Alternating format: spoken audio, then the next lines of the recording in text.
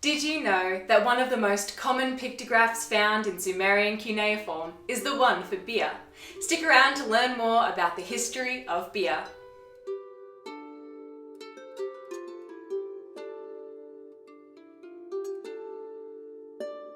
Hello and welcome to World History Encyclopedia. My name is Kelly and today's video is all about beer. In honour of International Beer Day on August 6, we are going to take a look at the long history of beer and its importance in the ancient world. Don't forget the easiest way to support us is by giving this video a thumbs up and subscribing to our channel and hitting that bell icon for notifications so you don't miss out on our new videos every Tuesday and Friday. The English word beer comes from the Latin bibere, meaning to drink. However, beer brewing did not begin with the Romans, but thousands of years earlier. The very beginning of brewing beer has been dated to around 7000 BCE in China, where beer is known as kui. But the process, which is now recognized as beer brewing, began in Mesopotamia in a small village at Godin Tepe in modern-day Iran, between 3500 and 3100 BCE. Although these dates have been confirmed, it is very probable that beer was brewed in Sumer much earlier, based on excavations of ceramic shards thought to have been beer vats or jugs. In Mesopotamia, beer was enjoyed by the lowest class and the highest class alike, and was a daily dietary staple for all. The enjoyment of beer by humans and gods alike was depicted in paintings, poems, and myths, and it was consumed at this time through a straw to filter out pieces of bread or herbs in the drink.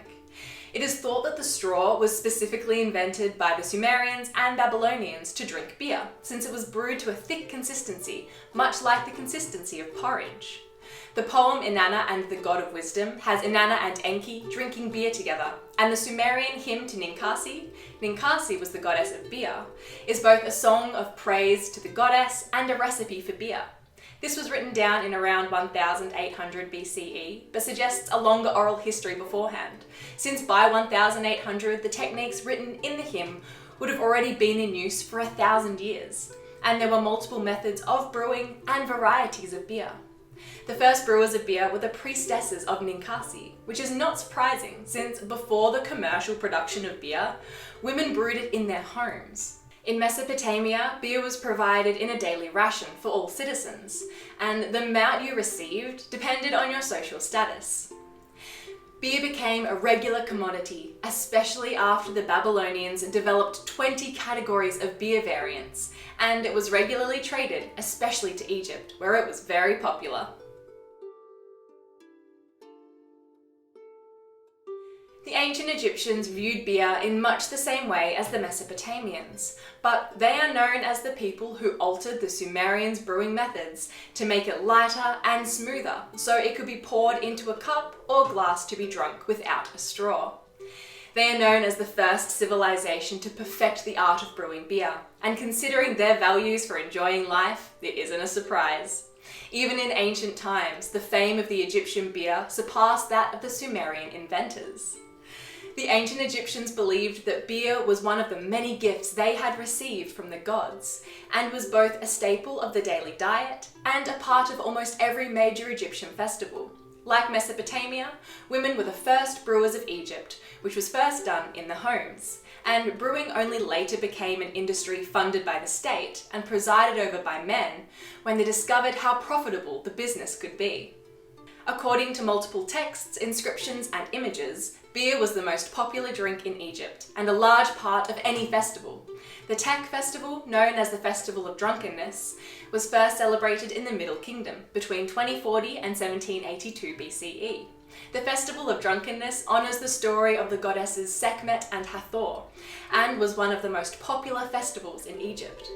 The story, known as the destruction of mankind, comes from the text The Book of the Heavenly Cow, and goes like this. The great god Ra hears of a plot by humanity to overthrow him, and, enraged at their ingratitude, sends his daughter Hathor to destroy them all. She tears people apart and drinks their blood, transforming herself into the savage Sekhmet as she rampages across Egypt. The other gods make Ra realize that if Sekhmet destroys everyone, no one will be left to worship the gods or sacrifice to them. Sekhmet is so consumed with bloodlust that she cannot hear the command of Ra to stop, so Ra has a large quantity of beer dyed red and sent into her path. She thinks that the beer is blood, drinks it all, and falls asleep. Then later wakes up as the gentle goddess Hathor, who became the divine best friend to humanity and encouraged expressions of gratitude for her gifts. The association between gratitude, Hathor, and beer is highlighted by an inscription from 2200 BCE found at Dendera, Hathor's cult center. The mouth of a perfectly contented man is filled with beer.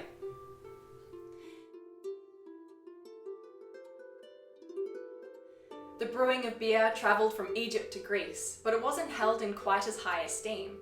Both the Greeks and the Romans preferred strong wine over beer, and they both considered beer the drink for the lower class and the barbarians. To the Greeks, a barbarian was simply someone who didn't speak Greek, and it sounded like they were just saying ba ba ba.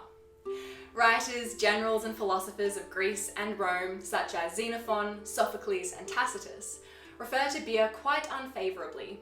Although their dislike for the drink was widely known, the Romans were brewing beer, known as cerevisia, quite early, and in spite of the views of the elite that beer was for the lower class and barbarians. From that word comes the modern Spanish word for beer, cerveza.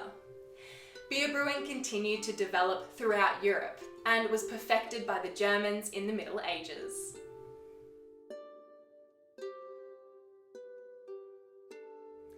As early as 800 BCE, Germans were brewing beer, which we know from great quantities of beer jugs, which still contain evidence of the drink in them from a tomb in northern Bavaria. Much like Egypt and Mesopotamia, women were the crafters of beer in the early history, but later the job was taken over by Christian monks, and brewing became an integral part of monastic life.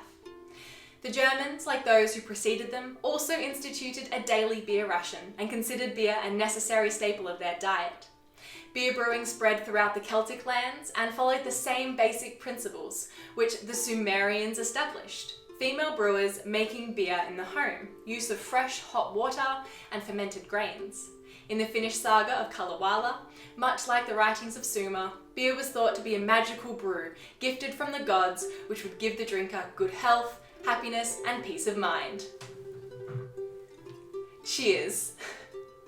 What is your favourite drink of your home country or culture? Is it beer? Let us know down in the comments below. Of course, if you'd like to learn more about beer in the ancient world, you can find the links to our articles dedicated to it down below. If you enjoyed this video, make sure to give it a thumbs up, subscribe to our channel, and hit that bell icon for notifications so you don't miss out on our new videos every Tuesday and Friday. This video was brought to you by World History Encyclopedia. For more great articles and interactive content, head to our website via the link below. World History Encyclopedia is a non-profit organisation, so if you'd like to support our work, you can visit our Patreon via the pop-up in the top corner of the screen or via the Patreon link down below. Thank you so much for watching, and we'll see you soon with another video.